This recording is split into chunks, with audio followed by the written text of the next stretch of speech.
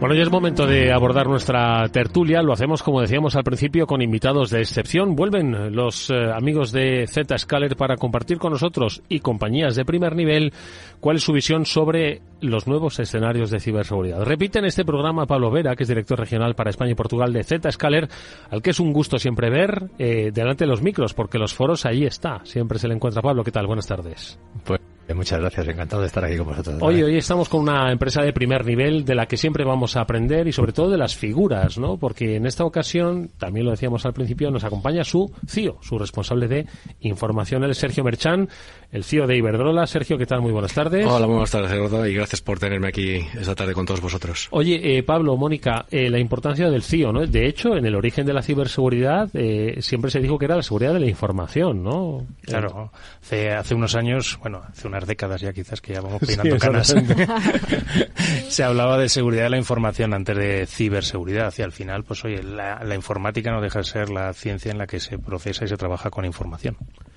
Por lo tanto, Sergio, yo creo que la primera pregunta, ¿no? Siempre se las hacemos, ¿no?, a nuestros invitados. El papel del CIO, y más una compañía como Iberdrola, para que entendamos la dimensión que hay, ¿no?, dentro de lo que es el concepto de la securización de esos entornos. Pues a ver, el papel del CIO es en toda la parte de ciberseguridad, pues tiene un papel relevante, como no puede ser de otra manera, ¿no? Y especialmente, bueno, en Iberdrola, que la parte de ciberseguridad, pues sabéis que es uno de nuestros grandes pilares estratégicos, ¿no?, como compañía, ¿no?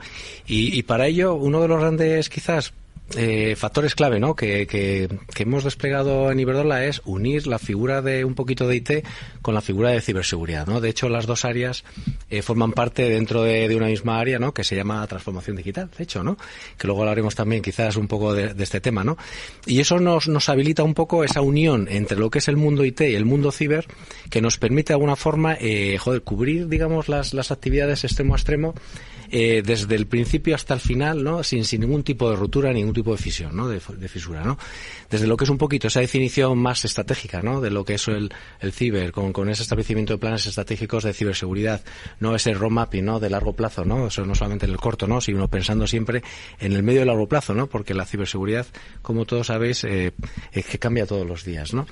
Y conseguimos tener, pues eso, esa unión, digamos, de la estrategia ciber, de lo que es un poquito el aterrizaje en lo que son políticas, normativas, lo que son requisitos, requerimientos, la búsqueda de soluciones, su implantación, despliegue, ¿no?, su operativización y su evolución continua, ¿no? Entonces yo creo que aquí, tanto el mundo, digamos, IT como el mundo ciber unidos, ¿no?, digamos que somos uno de los pilares, uno de los elementos o factores clave, ¿no?, en esta, digamos, estrategia de ciberseguridad, en este caso de Iberdrola, ¿no? Oye, Pablo, ojalá todas las empresas pensasen como piensa Iberdrola, ¿verdad? Tal y como nos ha descrito Sergio.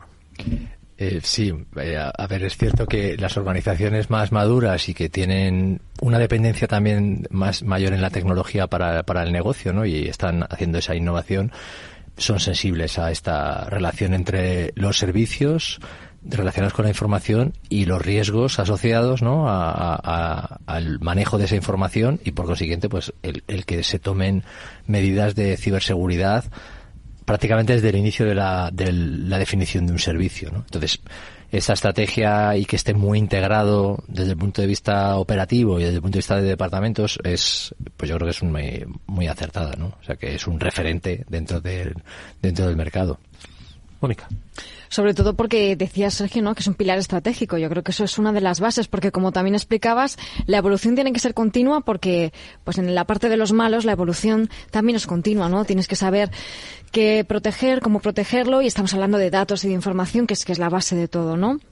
Y aquí hay que hablar, por supuesto, de inteligencia artificial, porque es el momento, ¿no? En 2024 parece que no se habla de otra cosa. ¿Vosotros cómo lo estáis abordando también en conjunto con la propia transformación digital que supone, ¿no? Más transformación digital y más ciberseguridad al mismo tiempo? Sí, si no hablamos de AI hoy, no hablamos de nada, ¿no? O sea, yo aquí no sería, vamos, ni CIO ni nada. Es decir, pues sí, efectivamente, a ver, el AI, digamos, en Iberdrola, ya llevamos muchos años trabajando en ello, ¿no? O sea, es cierto que ahora hablaremos más de la parte YEN, ¿no?, de generativa, ¿no?, del AI, pero lo que es el mundo de AI, bueno, fíjate lo duro que es decir el AI tradicional, que es de la analítica avanzada, ¿no? Es decir, el AI tradicional de la analítica avanzada, ¿no? Imaginaros, ¿no? De los modelos de ML, ¿no? Deep Learning, ¿no? Machine Learning, etcétera, ya es tradicional, ¿no? Y hay que hablar de Generative, si no te has quedado obsoleto, ¿no? O sea, es impresionante, ¿no?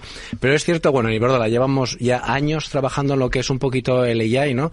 Desarrollando, digamos, diversos casos de uso que cubren básicamente todo lo que es la cadena de valor, ¿no? Que tenemos en Iberdrola desde la generación, la distribución, la obviamente comercialización, ¿no? Incluso las funciones corporativas y digamos casos de uso donde siempre también buscamos el valor, ¿no? Volveremos a refrescarlo ahora en la parte generativa, ¿no? Pero el valor yo creo que es importante, saber cuáles son aquellos casos de uso que realmente aportan valor en nuestra actividad, ¿no? Y valor, obviamente, pues que no solamente es económico, sino también valor a nuestros distintos stakeholders, a nuestros clientes, ¿no? A nuestros empleados, etcétera, ¿no? Y hay casos realmente muy característicos, ¿no? En Iberdrola, como es, por ejemplo, un modelo que tenemos, ¿no? Que es best in class, ¿no? En cuanto a lo que es la predicción de la producción de viento que se producen en nuestros parques eólicos. Que fijaros lo importante que puede ser este tipo de modelos, ¿no? Porque justamente es lo que te permite tú generar, digamos, o establecer, digamos, ese trading, ¿no? Bueno de energía que al final redunda, pues, en un mejor precio, digamos, para los usuarios finales, ¿no? O incluso modelos de predicción también de lo que es el modelo de fallas de red, ¿no? Es decir, oye, ¿cómo, digamos, podemos predecir cuándo se va a producir una determinada incidencia en nuestra red, ¿no? Antes de que se produzca, ¿no? Y evitar efectivamente lo que es ese outage, ¿no? En los propios usuarios, ¿no? Esa pérdida de potencia, ¿no? Bueno, pues así tenemos un montón de casos de uso, o incluso en el mundo comercial, ¿no? También, o sea, cómo de alguna forma podemos aplicar modelos, digamos, también vinculados a la gestión de la deuda, gestión del fraude, ¿no? Etcétera, etcétera, ¿no? De nuestros clientes, ¿no? Dicho eso, nos pasamos ahora al mundo de la GenAI, ¿no? Maravillosa, ¿no? Si no hablamos de GenAI también no somos nada, ¿no? Es decir, ya estamos, bueno, ya llegamos tarde, ¿no? O sea, parece que ya hemos llegado tarde, ¿no? La GenAI también tiene ahora, pues eso, un momento de hype espectacular, ¿no? Como podéis imaginaros, ¿no? Pero yo creo que también hay que plantear la GenAI, pues al menos teniendo en cuenta dos grandes factores, dos temas, ¿no? Uno de ellos hablaremos obviamente de la AI responsive, ¿no? La AI, digamos, ética, etcétera, que es importante, ¿no? Y aquí es importante tener, digamos, buenos modelos de gobierno, ¿no? De la AI generativa, ¿no? Modelos que nos permitan, de alguna forma, modelos de gestión que nos permitan alguna forma de gobierno, que nos permitan primero hacer un catálogo, digamos, de esos casos de uso generativos, ¿no? Que nos permita además cualificar esos casos de uso y a lo mejor ya descartar a priori casos de uso que a lo mejor nos puedan derivar en ciertos comportamientos no deseados, ¿no? O temas que puedan tocar, por ejemplo, a nuestros empleados, ¿no? Temas, digamos, que puedan estar vinculados con la seguridad, ¿no? Uh-huh. No le vamos a poner la seguridad en mano a lo mejor de un AI generativo que pueda tomar determinadas decisiones que a lo mejor no son las adecuadas, ¿no? O ese mundo también trasladó al mundo, digamos, de la operación, ¿no? De lo que es un poco lo que es el uh-huh. control, ¿no? De los sistemas, ¿no? De distribución, por ejemplo, ¿no? Y dicho eso, volvemos un poquito a la GenAI en cuanto al valor, ¿no? O sea, todo el mundo ahora quiere hacer un montón de casos de uso, todo el mundo con el hype, ¿no? Etcétera, ¿no? Y yo creo que es bueno, primero, hacer un buen discovery de esos casos de uso a nivel de compañía y además ponerles valor. Nuevamente, como la AI tradicional, pues obviamente en la generativa lo mismo. Es decir, ¿cuál es el valor que estos casos de uso van a aportar, ¿no? Hacer un buen, digamos, ranking de dichos casos de uso y ya nos ponemos obviamente a desplegarlos, ¿no? Incorporando en el despliegue, yo creo que 2 o 3 grandes matices. Un matiz, obviamente, seguridad. Quizás el segundo es protección de datos, que pueda estar un poquito vinculada a la seguridad, sí. En este caso en la parte de datos, ¿no? Pero eso es fundamental. Por ejemplo, a nivel de lo que es, eso lo hemos tenido claro desde el primer momento y obviamente todos nuestros casos de uso GenAI los basamos en plataformas de GenAI que desplegamos nosotros en nuestros hyperscalers, ¿no? Y en este caso, obviamente, esas plataformas cuentan con todos los requerimientos de seguridad y protección de datos que nos garantice que efectivamente la información que se va a estar generando, que se va a estar gestionando por un GenAI, pues obviamente va a cumplir con nuestra normativa de protección de datos, ¿no? Que esa información no fluye, que esa información se permanece en nuestra compañía y se utiliza obviamente de forma, digamos, ética, ¿no? Y bien gestionada o regulada. Entonces, es fundamental, ¿no? Sobre todo ahora en GenAI, que obviamente, pues eso, va a haber muchos casos de uso donde, oye, pues un un engine, ¿no? de inteligencia, digamos, artificial, pues va a gestionar el dato de la compañía para generar nuevos contenidos, ¿no? Pablo, me gusta que Sergio haya dado esta visión, porque claro, en este programa, como tú lo has dicho, dice, joder, no hablar de inteligencia artificial es como no hacer el programa, básicamente, ¿no? Y en los últimos meses hemos enfocado, ¿no?, la irrupción de la inteligencia artificial en el mundo de la ciberseguridad desde las potencialidades, tanto en la protección como en las amenazas, ¿no? Pero yo creo que es también fundamental a la hora de la propia gestión del dato y la salvaguarda del dato para hacer provechosa la inteligencia artificial. Es decir, es una, vamos a llamarla tercera pata, o una pata igual de necesaria que se aborde cuando se analiza sobre la influencia en la ciberseguridad. Pablo. Sí, para nosotros, bueno, todo lo relacionado con la inteligencia artificial, nosotros tenemos dos vertientes. Como la primera, cómo lo utilizamos nosotros, ¿no? Porque al final nosotros, una de las cosas en las que aportamos valor a nuestros clientes es toda la información y toda la telemetría que recogemos del tráfico que atraviesa nuestra red para salir a Internet, por ejemplo, ¿no? O desde fuera de la organización para acceder a las aplicaciones corporativas. Toda esa información es muy útil para identificar patrones que pueden permitirnos detectar ataques. Inclusive vamos un paso más allá y también dar inteligencia a nuestros clientes sobre pues cómo están utilizando ellos las herramientas, desde dónde se distribuye el tráfico, cuál es la utilización de las ubicaciones, cuál es la experiencia del usuario, ¿no? Entonces, utilizamos inteligencia artificial desde el año 2018, diferentes modelos para aprovechar esa telemetría. Y de hecho, el volumen de datos tan grande que estamos atesorando, nosotros y otros, lo que hace es que los modelos de explotación de los datos y consumo de los datos nos obligan a cambiar la manera en la que estructuramos y almacenamos la información. Y nos hemos comprado recientemente una compañía, se llamaba Valor, precisamente para construir un concepto de Data Fabric. Eso desde el punto de vista nuestro de cómo explotamos la información. Tenemos que ayudar a los clientes a proteger sus modelos. Su negocio cada vez depende más de eso, ¿no? Uh-huh. Y de lo que había dicho Sergio respecto a la inteligencia artificial generativa, hay dos vertientes. Una, ¿qué información vierten los empleados o en este caso los usuarios, que puede estar protegida, puede ser información sensible en estas herramientas? Y luego, segundo, también otra variante de qué información recibes que podría estar protegida mediante derechos de autor y podría estar restringido su uso, tener una serie de obligaciones, y también hay que controlar, o sea, es salida y entrada de la información. Uh-huh. Pero sí es fundamental desde el punto de vista de ayudar a nuestros clientes y cómo lo utilizamos nosotros. Y los adversarios, evidentemente, ya la están utilizando para reducir su coste de ataques, para aumentar su velocidad de innovación también, ¿no? O sea que ahí estamos por todos lados. En el lado nuestro, en el lado de los clientes y en el lado del adversario. Son las tres patas que hay que tener en cuenta. No, y ahí, Sergio, ya que lo estaba poniendo Pablo un poco en el principio de la conversación, porque los malos lo están utilizando, ¿cómo afecta a vuestros planes estratégicos de ciberseguridad el aumento de la superficie de exposición? Porque es algo que al final los malos van buscando, encontrar ese puntito, esa brecha para poder penetrar en los sistemas.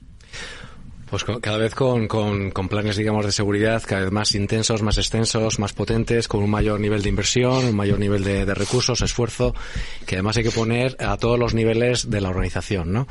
Y efectivamente, y esos planes, digamos, de seguridad tienen que tocar todas las, digamos, no solamente la parte más perimetral, ¿no? Que es como habitualmente cuando hablamos de Network Surface, ¿no? Siempre hablamos del Network Perimeter, y bueno, hay muchos más ámbitos o dominios de ciberseguridad que también tenemos que proteger, ¿no? Y los planes de seguridad tocan uno y cada uno de estos dominios, ¿no? O sea, en la parte de Network Perimeter, Network Surface, bueno, está claramente, ¿no? O sea, que tenemos obviamente nuestro en este caso ya está aquí Zscaler, ¿no? Vamos a ser aquí amigos, ¿no? Efectivamente, pues desplegamos soluciones de Zscaler, ¿no? En este caso, pues para dar visión, que luego tocaremos un poquito, pues esta visión de plataforma, ¿no? Pero oye, pues toda la parte de conexión a Internet segura, ¿no? Proxy, también estamos ahí implantando lo que es las soluciones de CASB, ¿no?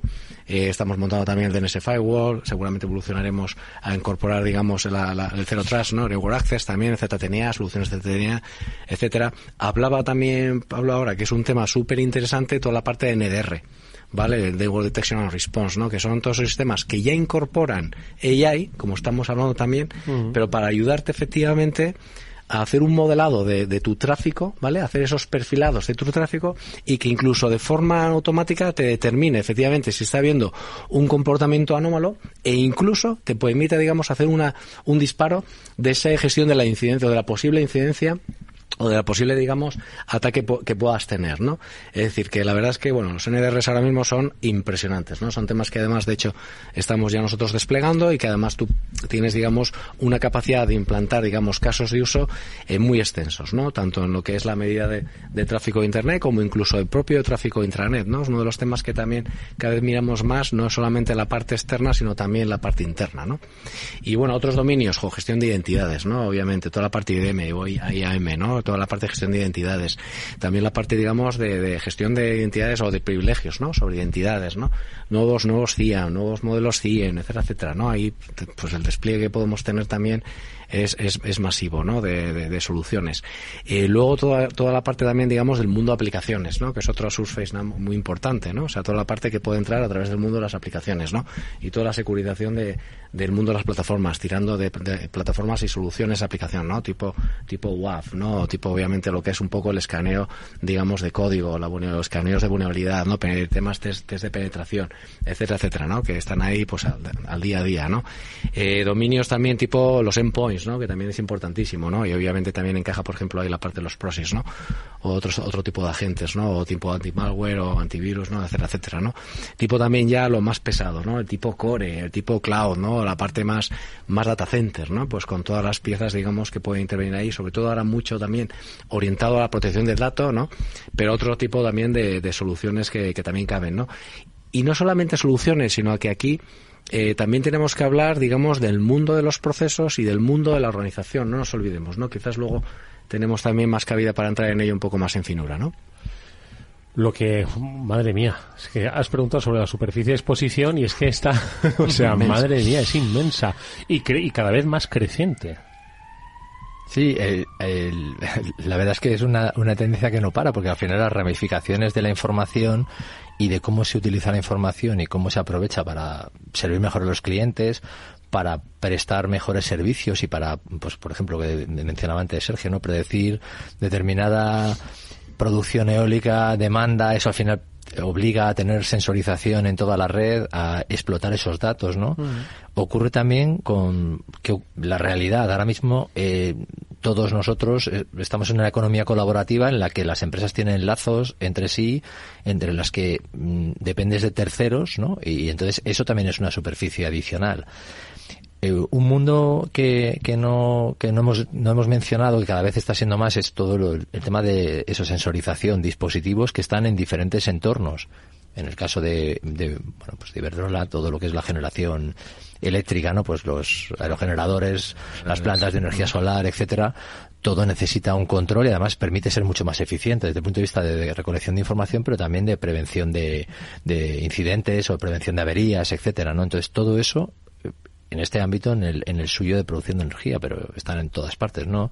En las ciudades, en entornos industriales y no industriales, en entornos de retail, o sea, la exposición de la superficie de ataque crece. Y luego los dispositivos de los usuarios, que los usuarios cada vez acceden a información con dispositivos más variados, ¿no? Y quieren acceder a esa información de una manera más libre, ¿no? Entonces, desde cualquier sitio, además. Entonces, todo esto lo complica, ¿no? Pero bueno, la tecnología está evolucionando igualmente para permitir que esos casos de negocio, esos casos de uso, pues tengan un nivel de riesgo analizado y un nivel de mitigación adecuado, ¿no? O sea que yo creo que la tecnología está permitiendo que esa complejidad se pueda gestionar de una manera adecuada.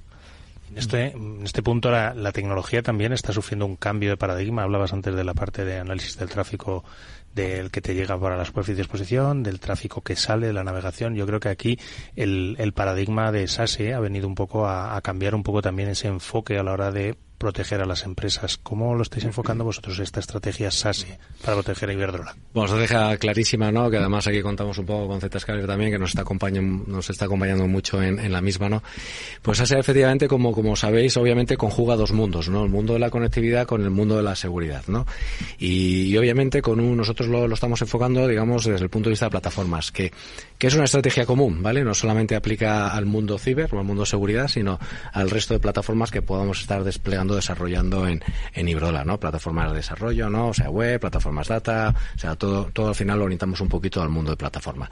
Y esto no deja de ser también un poco algo que podemos plataformar, ¿no? Y de hecho es donde estamos, ¿no? Ese concepto, digamos, de tener unas plataformas cada vez más únicas o homogéneas o agregadas o integradas, ¿no? Que nos permiten, digamos, agregar distintas capacidades o funcionalidades alrededor del mundo SaaS o el mundo de la seguridad, ¿no? En este caso, por ejemplo, lo mencionábamos antes, pues con Zscaler, digamos, una plataforma donde ahora mismo, obviamente, desplegamos la función de proxy, ¿no? Desplegamos nuestras funciones de DNS, bueno, firewall para los DNS, para la solución de direcciones, o incluso ahora también, por ejemplo, para CASB, ¿no?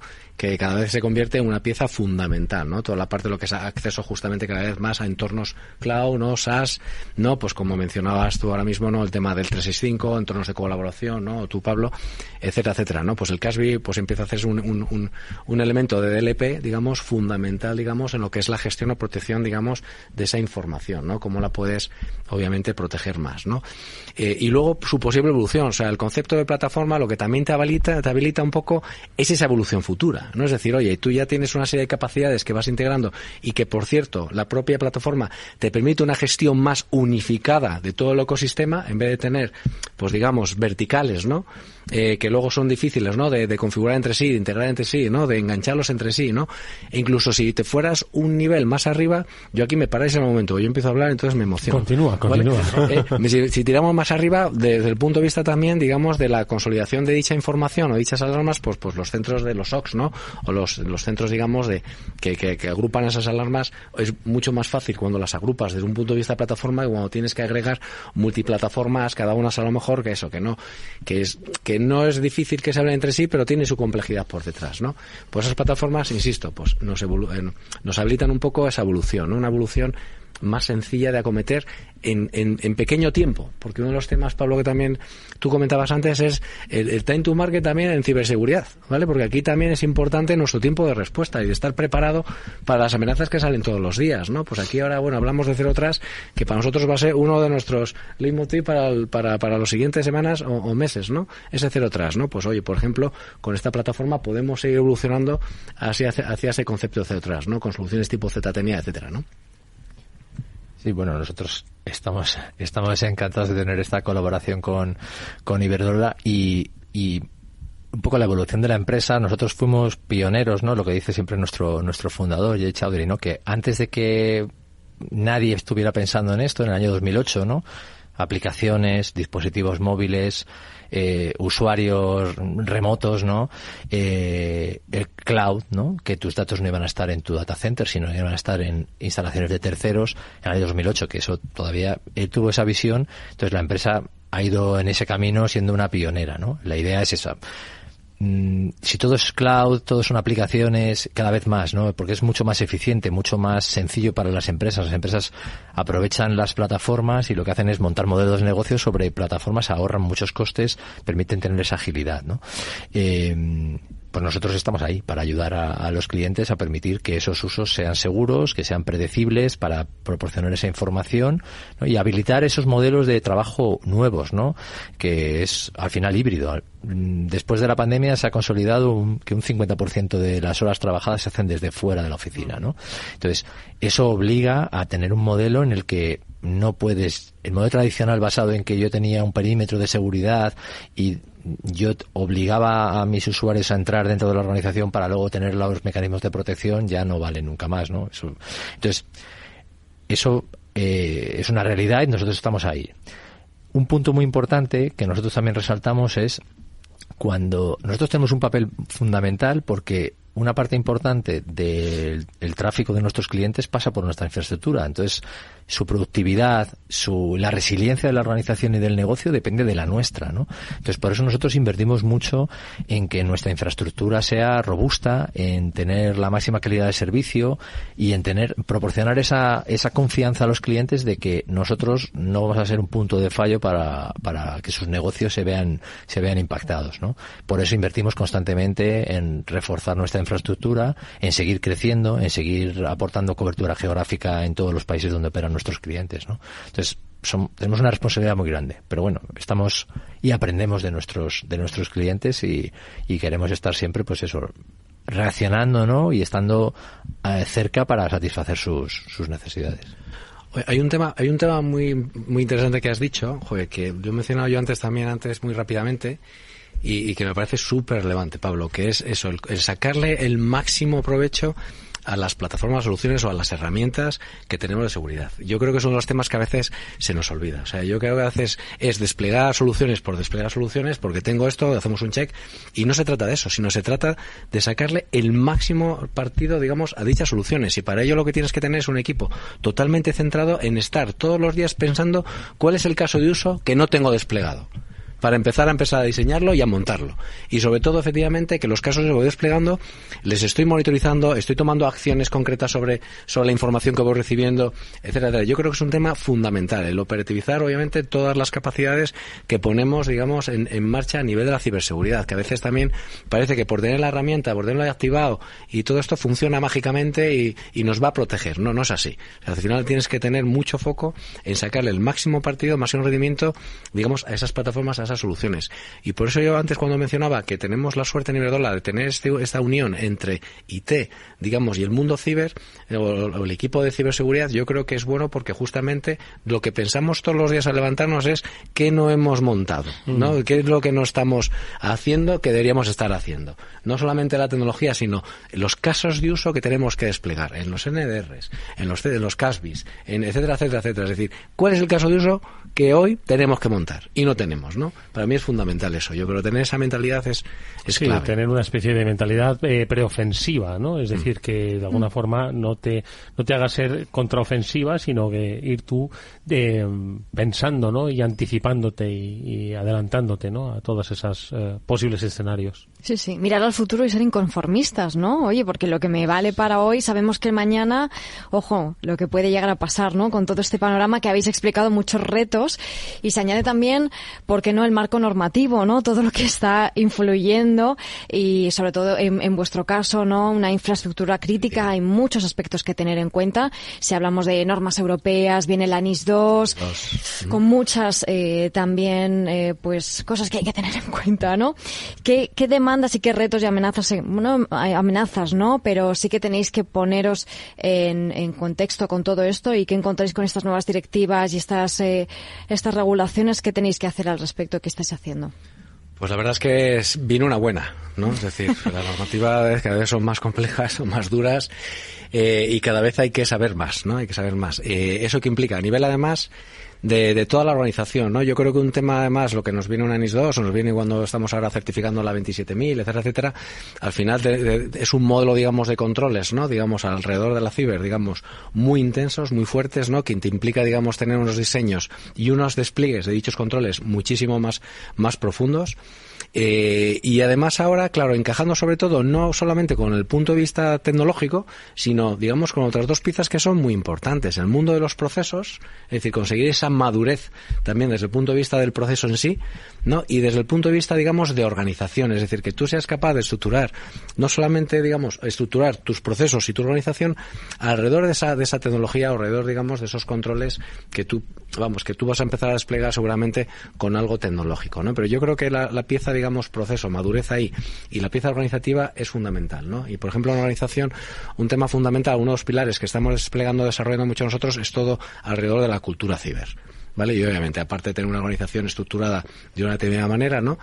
Todo el mundo cultura ciber. Es decir, que la ciberseguridad es cosa de todos. No es cosa solamente del tío de IT o del tío ciber, sino es que es de cada uno de nosotros. Porque al final cada uno de nosotros somos un punto de entrada, digamos, hacia esa posible amenaza, ¿no? Entonces yo creo que el tema NIS 2 nos va a meter mucha atención en lo que es todo el mundo de proceso, madurez ahí, ¿no? Y este tema organizativo, personas, ¿no? Y en general, ¿no? Toda la organización muy orientada al mundo ciber, más que a lo mejor de un tema tecnológico, que yo creo que ahí seguramente el examen lo tenemos superado, ¿no? Oye, ¿qué consejos das para crear esa cultura de ciberseguridad en una compañía tan grande, con tantos perfiles, no tan internacional? No debe ser fácil abordar ese desafío, ¿no? No, primero, bueno, yo creo que el primer consejo es que venga sponsorizado de los de arriba. Como no venga sponsorizado de los de arriba, yo creo que es difícil movilizar la organización. Pero yo creo que es lo primero y que además existe. Es decir, que eso es importante que se dé, ¿no? Que la ciber realmente, efectivamente, surja desde arriba, pero que efectivamente se construya desde abajo, ¿no? Y yo creo que lo importante es tener eso, esa línea, digamos, de trabajo muy orientada a la organización, a la cultura, ¿no? O sea, que haya mucha formación, que haya mucha comunicación, que haya mucha colaboración. Yo creo que el tema del awareness, ¿no? Es decir, que todos estemos atentos a lo que es ciber, ¿no? O sea, nosotros hemos lanzado un programa, de hecho, de cultura ciber muy importante en Iberdrola, que efectivamente pues ayuda a que todos seamos conscientes de cómo yo puedo contribuir en mi día a día pues a amenizar el riesgo, digamos, para ciber de la compañía, ¿no? Yo creo que eso es importante, ¿no? Pero luego, obviamente, pues montar grandes programas. Un NIS2 va a suponer una movilización a nivel de la compañía bastante relevante, ¿no? Y además vamos a tener, como siempre, que correr porque ya llegamos tarde, ¿no? Pero bueno, implica, digamos, mucho esfuerzo e inversión a todos los niveles, ¿no? Yo, fíjate que lo que ha dicho Sergio, ¿no? Me parece una herramienta súper eficaz. Antes, fuera de micro, ¿no? Hablábamos de que en este programa nos gusta dirigirnos a las grandes compañías, pero también a los ciudadanos, que a su vez forman parte de grandes compañías o pequeñas compañías. Tienen la misma responsabilidad, ¿no?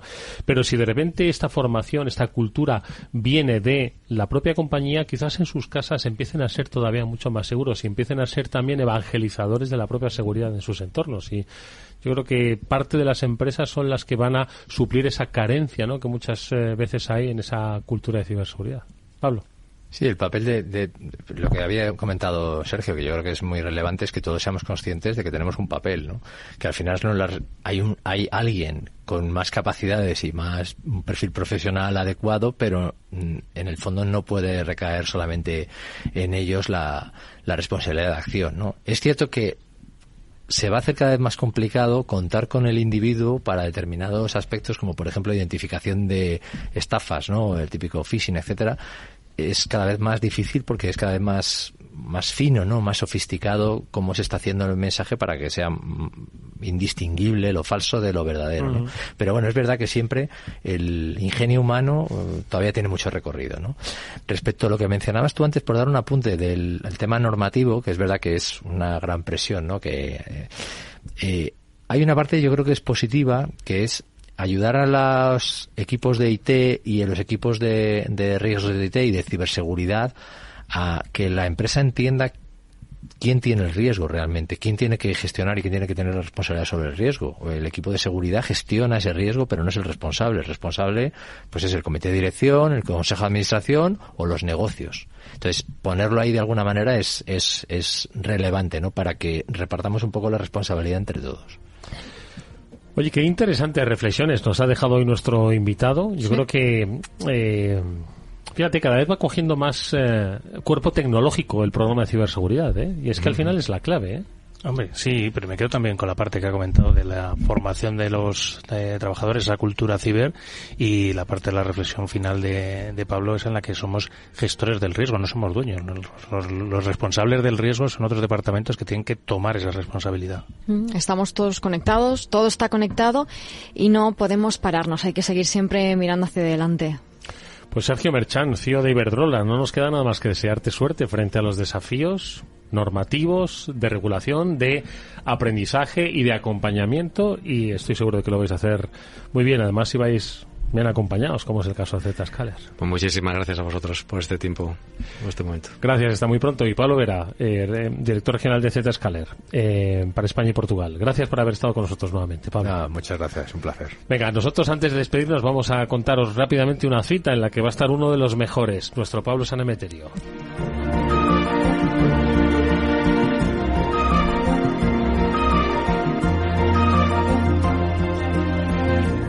Y es que yo creo que siempre elige ciudades con mar. Claro, a poder ¿verdad? ser. O sea, pues, si hay un congreso en el interior, no va. Bueno, depende. Tampoco, También elige a nivel gastronómico. Lo digo de broma. Están a la par. ¿No? ¿Dónde te vas? Hombre, porque te gusta comer bien. ¿Dónde te vas y a qué? Me voy a Málaga, al Congreso Una al Día de 360, UAD 360, que lo organizan los amigos de Hispasec. Un congreso potente en la parte técnica y además en una ciudad que yo creo que en la parte tecnológica se está convirtiendo en un referente. Uh-huh. ¿Y qué vas a hacer? ¿Tus talleres estos que te gustan tanto? Esta vez vamos a hablar un poquito, pues eso, de un trabajo de hacking que estuvimos haciendo, en el cual, pues oye, un reto como es poder abrir aplicaciones Flutter, que están especialmente tuneadas por parte de Google para que vayan muy rápidas y especialmente jorobadas para los pentesters para encontrar sus fallos. Bueno, pues ahí tenéis la referencia, entre otros. Pablo Sanemeterio estará este fin de semana en Málaga. Pues que vaya todo muy bien, Pablo. Muchas gracias a la vuelta y, por supuesto, gracias como siempre por haber tenido un programa hoy fantástico. Mónica Valle, muchísimas gracias. A ti siempre. Amigos, nos despedimos. Hasta mañana. Volveremos a las 19 horas en la sintonía de Capital Radio. Mañana, por cierto, programa especial sobre gestión de talento. Fíjate que se nos ha escapado hablar de talento con nuestros invitados. Bueno, así les hacemos que vuelvan, ¿eh? ¿Vale? Lo han demostrado que lo tienen. Mañana lo haremos a las 19 horas. Hasta mañana, entonces. Adiós, chao.